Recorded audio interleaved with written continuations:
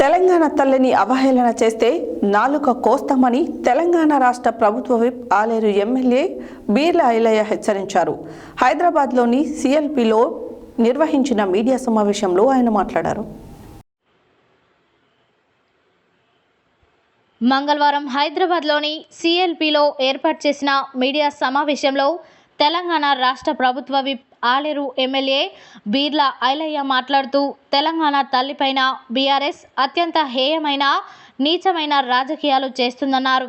తల్లి విగ్రహావిష్కరణ తర్వాత కూడా దీక్షలు ధర్నాలు చేయడం వారి అహంకారానికి పరాకాష్ట అన్నారు. 10 ఏళ్లలో తెలంగాణ తల్లి విగ్రహానికి ఎందుకు అధికారిక గుర్తింపు ఇవ్వలేదో ముందు సమాధానం చెప్పాలన్నారు.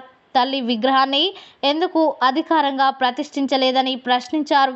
తెలంగాణ భవన్లో పెట్టుకున్న విగ్రహాన్నే అధికారికంగా గుర్తించాలని డిమాండ్ చేయడం పరాకాష్ట ప్రతిరూపమన్నారు.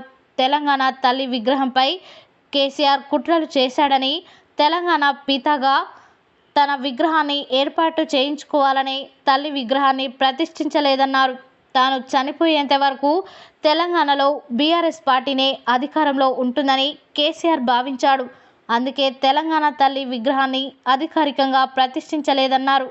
తన మరణం తర్వాత తెలంగాణ పితగా తన విగ్రహాన్ని పెట్టించుకోవాలన్నదే కుట్ర చేశారని, ఉద్యమ సమయంలో మొట్టమొదటగా తెలంగాణ తల్లి విగ్రహాన్ని ఆలేరు నియోజకవర్గం రాజపేట మండలం బేగంపేట గ్రామంలో ఇలంతో రూపంతోనే విగ్రహాన్ని నెలకొల్పిరానన్నారు. మా ముఖ్యమంత్రి రేవంత్ రెడ్డి అందరికీ ఆమోదయోగ్యమైన తెలంగాణ తల్లి విగ్రహాన్ని ఏర్పాటు చేశారు.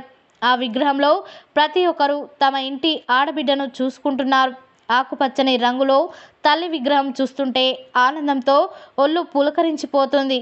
ఇలాంటి అద్భుతమైన తల్లి విగ్రహాన్ని ఏర్పాటు చేయించిన ముఖ్యమంత్రి రేవంత్ రెడ్డికి, శిల్పికి ధన్యవాదాలు తెలిపారు. తెలంగాణ తల్లి విగ్రహాన్ని చూసి ఓర్వలేక బీఆర్ఎస్ ధర్నాలు దీక్షలు అంటోంది. తెలంగాణ భవన్లో కవిత దీక్ష చేస్తున్నారు. ఆమె దీక్ష ఎందుకు ప్రశ్నించారు. తెలంగాణ తల్లి విగ్రహం తనలా లేదని ఆమె దీక్ష చేస్తుందా?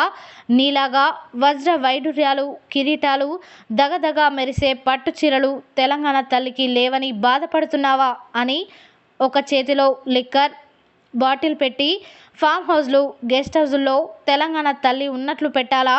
కొంచెమైనా సిగ్గుండాలన్నారు. తెలంగాణకు వరాలు ఇస్తున్నట్టుగా అభయహస్తం మరి వీటన్నిటిని చూసి ఓర్వలేక కేటీఆర్ కవిత మాట్లాడుతున్నారు. 10 ఏళ్ళు మీరు అధికారంలోకి వచ్చి ఏనాడు తెలంగాణ తల్లి గురించి మాట్లాడింది మీరు, అధికారికంగా తెలంగాణ తల్లి విగ్రహాన్ని పెట్టలేని మీరు ఇవాళ ఏ ముఖం పెట్టుకొని మాట్లాడుతున్నారు?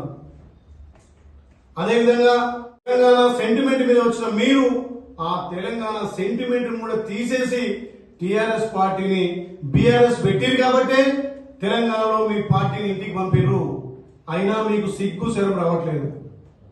తెలంగాణ పదాన్ని ఉచ్చరించలేక ఇవాళ బీఆర్ఎస్ పెట్టుకొని ఇవాళ తెలంగాణ సంపద ఉన్నటువంటి 28 రాష్ట్రాల్లో పంచి కేంద్రాన్ని అధికారంలోకి వస్తున్న మీ అయ్యా యాడబండుకును.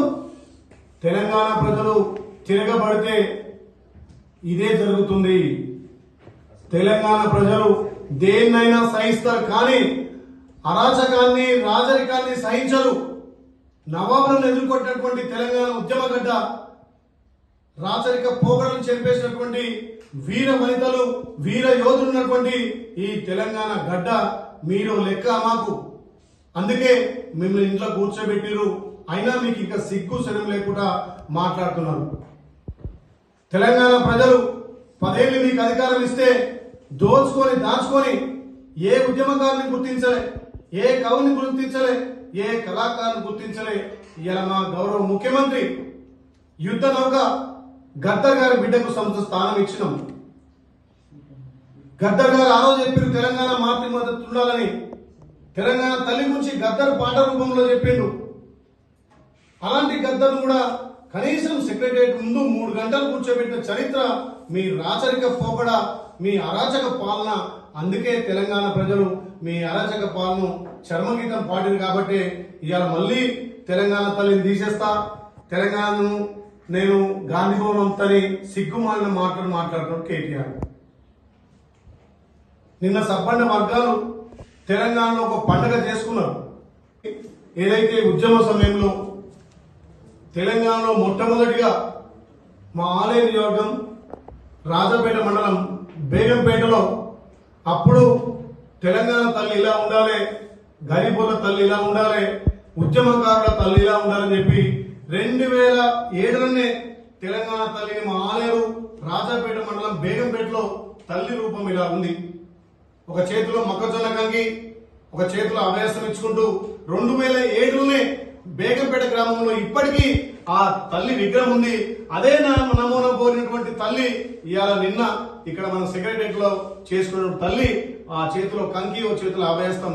2007లో నీ గడిల దర్శనాని కంటే గరిబోల తెలంగాణ తల్లి ఈ రకం ఉండాలి, దీన్ని పోలినటువంటి తల్లే ఇక్కడ మా తెలంగాణ తల్లి. నిన్న మా గౌరవ ముఖ్యమంత్రి, మా మంత్రులు, కవులు, కళాకారులు, సబ్బండ వర్గాలు ఆలోచన చేసి తల్లంటే ఈ విధంగా తెలంగాణకు అభయస్థం ఇచ్చే విధంగా ఉండాలని చెప్పి 2007 పోలినటువంటి విగ్రహం అదే నమూనాలో ఇక్కడ తెలంగాణ తల్లిని నిర్మించుకుంటే, ఆవిష్కరించుకుంటే ఈ దొరలు, ఈ దొరసాన్లు ఇలా ఓర్వలేక మేం తెలంగాణ తల్లిని తీసేస్తామను.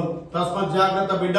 తెలంగాణ 4 కోట్ల మంది ఆమోదించి నిన్న అసెంబ్లీలో మా మంత్రులు అసెంబ్లీ పూర్తిగా ఆమోదించి ఆవిష్కరించే విగ్రహం మా తెలంగాణ తల్లి జోలికి వస్తే తస్మత్ జాగ్రత్త అని చెప్పి హెచ్చరిస్తున్నాం.